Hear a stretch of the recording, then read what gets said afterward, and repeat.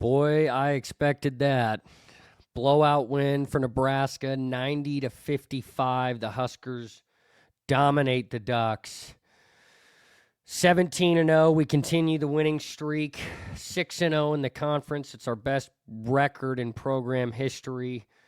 And man, it was just a dominant win all around. Everything we talked about in my preview, the Huskers won the matchups, controlled the pace, controlled the tempo, shot lights out, controlled the glass, especially in the first half, and forced a ton of turnovers.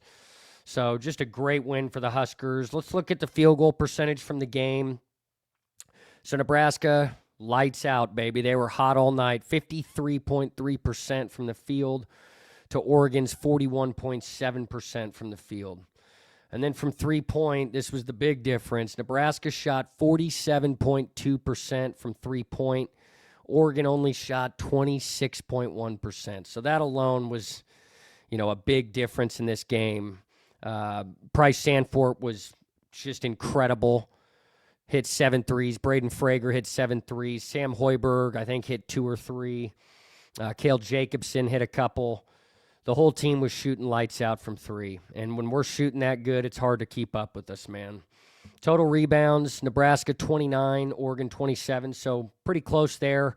In the first half, I'll say, in the pregame for this game, the preview for this game, I talked about Nate Biddle in the front court of Oregon, Kwame Evans, and how they are great at getting offensive rebounds, getting blocked shots. Well, Nebraska won the matchup. And in the first half, Nebraska had 6 offensive rebounds to Oregon's 0. So we dominated on that end. We controlled the glass, which helped us control the pace, minimize the opportunities for Oregon. Assists, Nebraska's ball movement, you saw it all night. You saw the constant movement when we were running our offense, whether it was the handoff or the pick and roll. We were moving the ball like crazy, and it shows in our assist count. 20 assists for Nebraska. Oregon had 11. Blocked shots. We thought Oregon was good at blocking shots. Well, Nebraska had 3 blocks, and Oregon had none. We really just totally took Nate Biddle and Kwame Evans out of the game. Steals, Nebraska had 11 steals to Oregon's 3. Turnovers, I said Nebraska would have the advantage here. We forced a lot of turnovers, 15 turnovers for Oregon to Nebraska's 6. So the field goal shooting, three-point shooting, and the turnovers was the difference in this game. Nebraska really couldn't miss from three-point, especially if you're named Braden Frager or Price Sandfort. Let's go back and talk my predictions for this game. I didn't think it'd be this big of a blowout, but I did think the Huskers would win this game big. I predicted 82-65. It was obviously 90-55, so 17 points off there. But hey, I'll take it. I predicted the big win. I predicted the blowout for the Huskers, and they did it. Price Sandfort, I said he'd be the leading scorer. He was tonight with 28 points. He was electric. He needed to get going. He finally did it. That was a very similar game to the one he had against Illinois where he just couldn't miss. Every time he put it up, you knew it was going in. And I want to say his quick release is such an advantage. He needs just an inch of space to get a shot off. And you see it. He shoots it so quick. He can be anywhere on the court with a tiny bit of space, and he'll shoot it. And tonight he was aggressive. It was obvious we were trying to get him going from the beginning of the game. So that was good to see from Sandfort. Game summary. This was probably the best I've seen Nebraska's defense all season long. And the timing of it worked out because I just went into a deep dive in a previous episode on our no-middle defense, how we do so well preventing points in the paint, preventing dribble penetration, shots at the rim. In this game where their front court was the strength of their team, Nate Biddle finished with, what was it? Nate Biddle only finished with, I think he had 8 points is what he finished with. Hang on. Yeah, Nate Biddle finished with 10 points and 3 rebounds. 7-footer, the leading scorer on their team, and we completely shut him down. And that's what I mean. Kwame Evans finished with 8 points. So they're the best players on their team. I know they're missing their guard. Can't think of his name right now. But the two best scorers, players on their team, we shut down completely. You saw it. They couldn't get the ball in the paint. They couldn't even get any looks at the rim. And the defense, led by Hoiberg with 6 steals. God, I love this kid. I mean, he is the heart and soul of the team. But then you also saw we controlled the glass. Oregon had 0 offensive rebounds in the first half to our 6. Everything that I talked about in keys to the game for Nebraska, we did. We won every matchup, every key to the game. We did. We triumphed. Didn't allow Biddle to get going. Only 10 points and 3 rebounds. Burke, Buchton, Gel, and Rank Mast were phenomenal defensively on their 2 big guys all night. You see Kwame Evans, only 8 points and 6 rebounds. So we really neutralized them. We controlled the pace, just like I talked about in the keys to the game. We shot well from the field and 3, and we forced a ton of turnovers that resulted in points. We didn't allow them to get any penetration. That was the other key to the game. Minimize the dribble penetration from their guards. Clamp up on their guards, and I thought we did an amazing job of that. Hardly ever did you see them get any dribble penetration. You saw how we did that switch defense, no middle. It worked. We never allowed them to get any points in the paint, and that's their strength. So that was huge. The no middle defense was lethal again, baby. Forced them to take a lot of bad shots. The only kid that was hitting for them was the Asian guy they got from wherever the hell he came from, but he was hitting. He was the only one. It's like Wang or something like that is his name. Another point, we continue to showcase we've got a multitude of players that can step up and go off any given game. Last game, it was Jamarcus Lawrence going off for 27.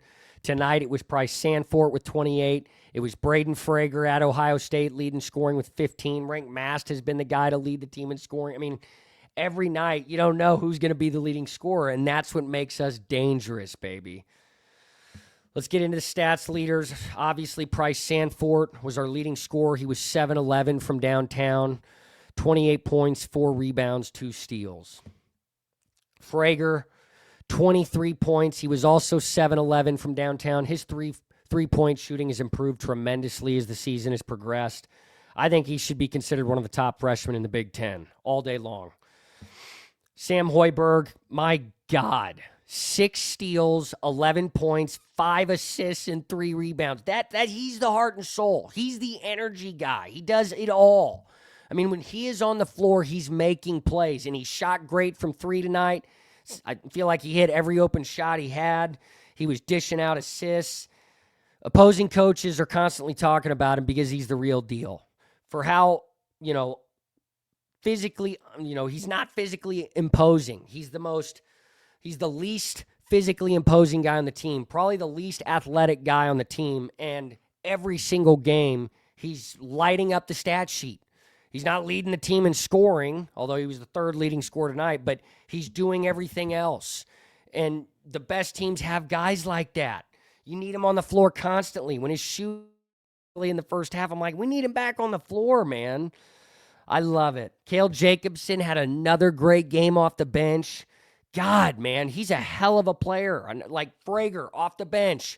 Jacobson off the bench. Jared Garcia had a good game off the bench. That's huge. When you get later, late in the season, when you get into tournament time, March Madness, you've got to have depth. Guys that can step up when other guys aren't shooting. And Cale, good minutes again off the bench.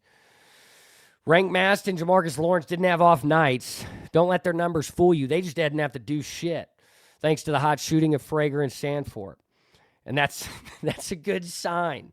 When your best players don't have to be the guys every night, you're going to make a run in the tournament. I'm just proud of how we won all the key matchups that I talked about in the preview for this game. We controlled the pace.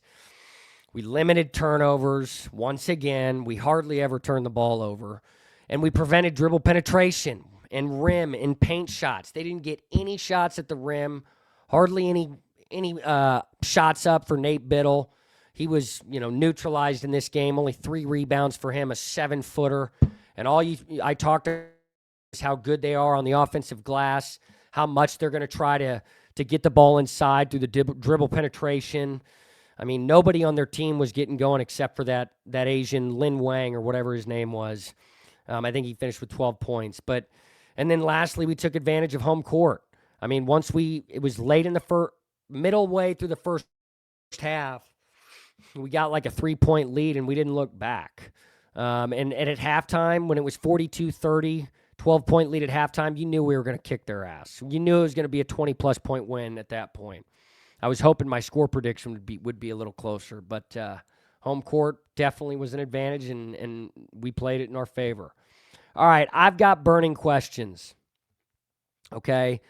5 of them, and I want you to leave your comments, answer your questions by leaving it in the comments, please. Number 1, should Braden Frager be considered one of the top freshmen in the Big Ten? I looked up after this game, the list of top 10 freshmen in the Big Ten. He's not even on the top 10 list. Numbers probably don't match up with those guys in the top 10. He wasn't as highly touted of a recruit, but my God, the last 4 or 5 games, he definitely needs to be in the conversation. That's my opinion. What do you guys think? Should Braden Frager be considered one of the top freshmen in the Big Ten right now? 2, who holds? We got close to matching it tonight. Braden Frager and both hitting 7 threes tonight. But do you guys know they said it? It was subtle. They said it during the broadcast of the game, but who holds the record for most three-pointers made in a single game in Nebraska basketball history? If you guys can get this without using frickin' ChatGPT or Google, I'll be impressed. 3rd, who's getting their first loss of the season? I think a lot of people are looking at that Michigan game in Ann Arbor at the end of January. I'll probably agree on that. I think it'll be a very close game down to the wire. And just, looking at their resume, the wins they've got, just their roster as a whole. My God, I mean, they're slaughtering everybody. They put up 90-plus points a game. So I think that'll probably be our first loss of the season, but we still got 3 games before that. Got Northwestern this Saturday. What do you guys think? You've had plenty of games to take in by now. You know our strengths and weaknesses. You know what this Nebraska team does well and what we struggle with. Who do you think? Look at the remaining schedule. Let me know what you guys think. 4, what seed are we going to get in the tournament, and what's our final record going to be? I've asked this before, but I didn't get any engagement on it. Nobody answered this damn question. Come on, people. We're fucking 17-0. It's time to get excited and passionate about Nebraska basketball. All the Joe Lenardi and all the ESPN, CBS, a lot of them have us as a 1 or 2 seed, so they frickin' believe in us. It's time for the rest of Husker Nation. What do you guys think will be our seed in March Madness, and what is our final record going to be? I saw a prediction from I think it was ESPN or CBS Sports. Maybe it was like Joe Lenardi. I don't know. Somebody from the sports broadcasting world predicted 25-6 for Nebraska. I think that could be pretty accurate. I hope we don't lose that many games. But all of our losses that they predicted were right down to the wire, and they were all to very good basketball teams that likely will be favored against us. So you love to see that. They have us as a 1 seed. Think, and what is our final record going to be? Let me know. 5, we know we're going to March Madness. Just what seed are we going to get is the question. But when we do, who's getting tickets and going to watch the Huskers live? Hell, at this point, I'm strongly considering it. I know my dad will go with me. He's bought in. He's watching every game intently. This is the year Nebraska is going to get the monkey off their back, get their first ever NCAA tournament win. I expect a lot of Husker Nation to be there watching front and center. I want to know who's going to buy tickets, who's going to go, baby. I know it's, we're waiting to see, what bracket and all that we get to, but who's going to make the trip and go see the Huskers live? All right, that's all I've got. Huskers, again, dominate Oregon 90-55, 17-0, 6-0 in the conference. We continue this unbelievable streak. Don't forget, Saturday, play at Northwestern. I will be doing a preview for that game like always, probably Thursday, Friday, so later this week. Tune in for that. Leave your comments. Answer my burning questions. This is going to be it's already been a fun year, and it's only going to get more fun. It's going to be a hell of a year right down to the very end. Please answer my burning questions. Get engaged. Give me some critiques. Let me know what I can do better, what you want me to talk about next time. Let me know, guys. Appreciate you tuning in. See you later in the week. And as always, go Big Red.